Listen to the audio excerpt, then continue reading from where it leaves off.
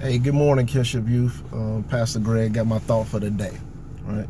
So as I was getting up and I was getting ready for work and stuff, the Lord showed me Matthew 28, verses 19 and 20. Now, of course, in verse 19, he talks about go make disciples of all the nations. But what I really wanted to focus in on is what he said in verse 20 to him. He said, "Be sure of this, I am with you always, even to the end of the age." And I was like, that's tight right there, right? Because we always like doubt that the Lord is with us, right? But it's multiple times in scripture where he tells us that he is with us and he's directing our steps, and be strong and courageous, for I am with you. He says these things over and over again, but we still doubt it. So the question that I got for the youth today, or anybody else is watching this, is who's flying the plane? Now I ask you who's flying the plane because a lot of times what happens, the Lord is supposed to be the author, director of our faith. He directs our steps. He knew us before we was formed in our mother's womb, right? So he's guiding us and directing us, but a lot of times we kick him out the pilot seat and make him just a passenger.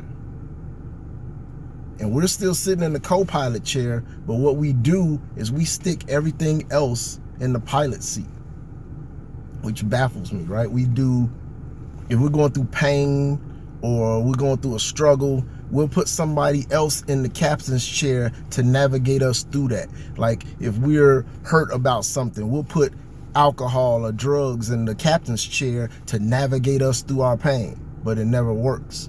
Or, oh man, we have problems learning or reading, so we let people diagnose us and say that we got ADHD and give us pills and all this other stuff to get through that situation. So we put that in the captain's chair, hope that that navigates us and helps us focus and helps us learn and do all these things, when the author and director of our faith is still sitting in the back in the passenger seat somewhere, when he should be the person in the captain's chair navigating us through pain, navigating us through fear, navigating us through our walk in life.